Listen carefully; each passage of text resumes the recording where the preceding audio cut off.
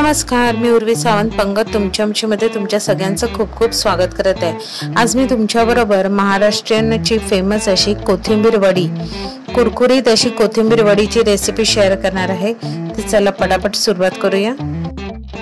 कोथिंबीर वडीसाठी इथे मी एका भांड्यात 2 भांडे भरून एवढी कोथिंबीर घेतली आहे। कोथिंबीर स्वच्छ साफ करून धुवून बारीक चिरून घ्यायची आहे।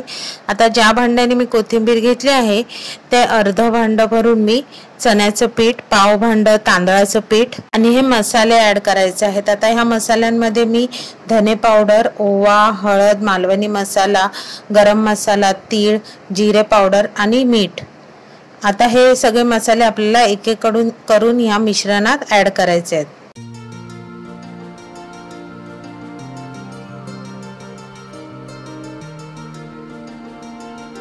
आता ह्यातच मी आलं, लसूण आणि मिरची ह्याचा खरडा बनवलाय। लक्षात ठेवा ह्याची आपल्याला पेस्ट बनवायची नाही।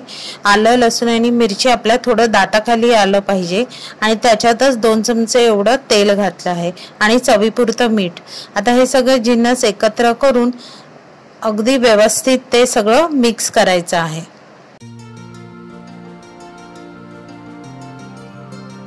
आता बघा हे सगळं मिश्रण कोथिंबीरीला अगदी व्यवस्थित लागलंय। आता हे आपल्याला झाकण लावून 5 मिनिटं तसंच ठेवायचं आहे। आता तुम्ही बघू शकता 5 मिनिटांनंतर हे मिश्रण तुम्हाला साधारण असं ओलसर लागेल। याचा अर्थ आपण जे मसाला आणि मीठ वगैरे घातलं आहे ते व्यवस्थित त्याला लागले। आता त्याच मिक्सरच्या भांड्यात मी अगदी पाववाटी एवढं सुरुवातीला पाणी घेतलंय आणि त्या पाण्यातच आपल्याला हे कोथिंबीरीचं वडीचं पीठ भिजवायचं आहे। पाण्याचा जास्त वापर करायचा नाही आहे, जेवढं त्यात मावेल एवढंच पाणी वापरायचं आहे। आता तुम्ही बघू शकता इथे कसं आता घट्टसर गोळा तयार झालेला आहे, म्हणजे आपलं पीठ व्यवस्थित भिजलेलं आहे।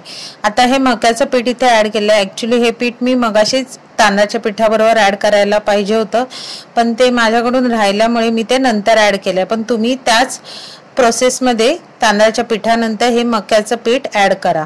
आता बघा इथे चांगलं मिश्रण हे मिक्स झालेलं आहे। आता वडी स्टीम करण्यासाठी एका ताटाला मी तेल सगळीकडे व्यवस्थित लावून घेते आणि त्याच्यावर आधी तीळ पसरवून घेऊया आणि मग जो आपला जो कोथिंबीर वडीचा जो गोळा आहे तो व्यवस्थित त्या ताटावर थापायचा आहे। जशी आपण भाकरी थापतो तसं ते संपूर्ण ताटापर्यंत आपल्याला ती थापली गेली पाहिजे। आता ही वडी थापल्यावर वरून पुन्हा आपल्याला थोडेसे तीळ ह्याला लावायचे आहेत। तिळाचं प्रमाण हे तुमच्या आवडीनुसार कमी जास्त करू शकता। आता वडी स्टीम करण्यासाठी मी ऑलरेडी इथे पाणी उकळत ठेवले, त्यावर चाळणी ठेवून आपलं हे वडीचं मिश्रण त्यावर स्टीम करण्यासाठी ठेवावं। आता 20 मिनिटांनंतर तुम्ही बघू शकता वडी चांगली शिजलेली आहे। आता वडी पूर्ण थंड झाल्यावरच आपण त्याला कट करायची आहे। तर तुमच्या आवडीच्या आकाराचे आपण इथे वड्या कापून घेऊ शकतो।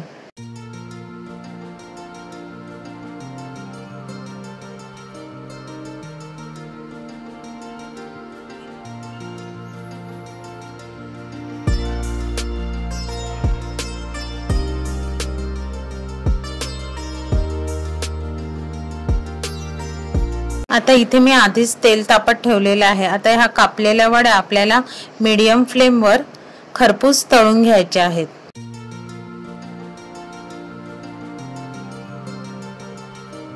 वड्या ह्या आपल्याला मीडियम गॅसवर अगदी खरपूस दोन्ही बाजूने तळून घ्यायच्या आहेत।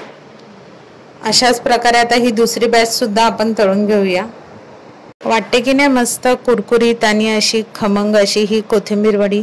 जर तुम्हाला माझी ही कोथिंबीर वडीची रेसिपी आवडली तर रेसिपीला लाईक करा, शेअर करा, कमेंट करून सांगा। चॅनलवर नवीन असाल तर चॅनलला सबस्क्राईब करा आणि नवीन व्हिडिओच्या नोटिफिकेशनसाठी बेल आयकॉनला प्रेस करायला विसरू नका। मस्त मस्त राहा।